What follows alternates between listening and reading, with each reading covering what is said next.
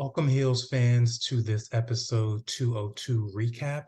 As you may have noticed, we missed episode one, but I'll be covering every single episode for season two going forward. Look for these reviews to drop roughly at about midnight on premiere night of Friday. So let's get right into it with this latest episode. So, episode one of season two was mostly a flashback. It was okay, pretty much set up the stage for what we're going to be seeing for the rest of the season. This here is kind of what I was looking for in the opening episode, of kind of going into the fallout of where we go from here. Crystal won the title, it was completely unplanned. Uh, Jack revealed his treachery to Ace. Ace walked out. Where are we going from here with DWL? Where's the plan? How's everything going to be going forward with this new beginning for the organization? So the first thing that kind of stood out to me was actually dealing with Jack. Everything starts with Jack. The booking, storylines, everything going on with Ace, everything kind of centers with him. And I think we saw a lot of growth with him this season, or this episode, excuse me, as far as he's finally taking accountability and taking action to kind of rectify things. Let's start first with DWL. He mentioned to everybody, and I don't think he's ever done this before, he apologized for taking everybody's word for granted, not really appreciating everything that they've done, and letting his family drama bleed over into the business, which he shouldn't have done. So that was very big of him. He didn't do that all throughout season one. So first, apologizing to everyone, and then second, the issue that he had at school with his son Thomas breaking the kid's nose. He had the big kind of blow up, or the combative blow up with the principal, kind of pushing back on her, telling him that we're not going to have any violence and we're not going to accept any violence.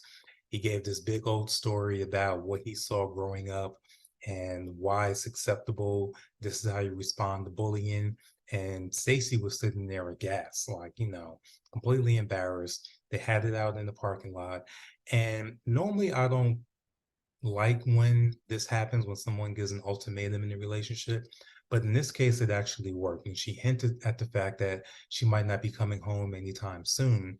That kind of triggered him to look within himself and admit to her where he's been messing up. His wife, they're separated, they're not at home. He doesn't know how he's going to provide. His brother hates him for all he knows. But he mentioned at the end, he recognizes all of that, and he's going to be continuing to work to try to better himself. And that goes a long way with anyone, particularly with women. They just want to see that you care, or in this case, Stacy wants to see that not only does he care, but that he's still working to be better, because what you saw in that schoolroom, that led her to believe that he wasn't going to be changing whatsoever. Like she mentioned, you're just one gear constantly. But this was an inkling that she's seeing that he is working on himself and he is trying to change. So I think that brought him some time with her to realize that he's still a work in progress and he's not just putting his foot down and not changing. So I think that's very good for their relationship, but we'll see if he's going to act on that going forward. The last thing would be with Ace. You know, no interaction between them. Ace is in the wind at the moment, but he continually called him and continually apologized for what he did and basically asked Ace, how can we rectify this? Not just saying, I apologize, let's move on. He said, what do I need to do to make this right? That's all you can do when it's on that person to accept your apology or accept how we're going to go forward from here. He's going to have to wait and see what Ace decides to do. One other thing, as far as accountability, I forgot to mention with Crystal. He admitted to her that, you brought it home, you did what you're supposed to do. They had a bit of a blow up afterwards. She didn't like where she was placed on the card. It was still the same old uh, Jack to a degree.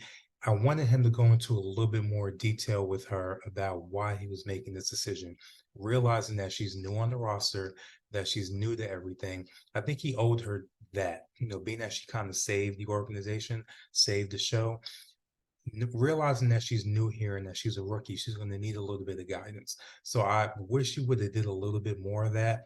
But luckily, Willie was there to kind of set Crystal straight. And, her approach was gruff in typical Willie fashion, but she was completely right. You're new to the roster. You haven't done a 15-minute match, let alone a 30-minute match. And she mentioned to carry the company, you need to be able to do a 30-minute match. You don't even know if you can do that at this point. So what we're doing here is trying to protect you and as an extension, protect the entire company to make sure you don't look bad. And to Crystal's credit, she received it, she apologized, and that set her straight going forward. She went immediately to work. And that's the big difference between Crystal and someone like Ace. Crystal can take that hard reprimand, may pout for a second, but she quickly corrects herself and she goes about doing the work to get things done.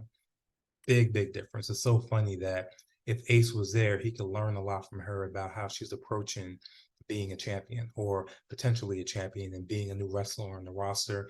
Everyone there loves her as far as her fellow wrestlers because they know she's going to work hard no matter what place she has on the card, which is always going to be appreciated. And I think that led to what we saw at the end. Eventually, Jack and Willie and everyone trusting her with winning the title, especially with Bill putting his input in there. One other thing I forgot to mention about Jack as far as accountability, he's becoming a better leader overall because one of the main things you have to realize as a leader is that you can't do everything yourself. You have to have help. You have to know how to delegate. And for the first time, we saw him being willing to actually bring Bill in and use Bill's mind to help with the booking. And they nailed the finish at the end. So really good to see Jack's growth there. We're going to see how that continues throughout the season. Uh, Next thing, going to Crystal. I'm really intrigued by her now. Her mic skills are good. They had that big press conference. She nailed everything there. She nailed everything to get herself put into the ladder match. And I want to see what they're going to do with her actual wrestling style, being that she's the smallest one on the roster. The first thing I was thinking of is they need to be booking her like Rey Mysterio, maybe, because you see how athletic she is. She's doing flips and all this stuff. So that's like a perfect combination there. I know Tessa Blanchard won the Impact title a couple of years ago. I wasn't watching Impact at the time, so I really don't know how her matches went down, but that's another blueprint to see how she's going to be interacting with the male wrestlers going forward because you can't book her as a powerhouse like you would China or someone like that. So you got to kind of have that hit and move, Rey Mysterio, Lucha Libre style. And the ladder match, she's like a natural. Jack was talking about in season one when we saw the flashbacks that Ace was a natural. But the way Crystal is in the ring, we've seen cases where people have been hanging at the top of the when the ladder gets taken out from under them. We remember the famous scene with Jeff Hardy hanging in the TLC match when he caught the spear from Edge. We've seen that before, but I've never seen someone hanging from the top of the building, hanging onto the belt, and actually use the rope to climb across to get to the upper deck.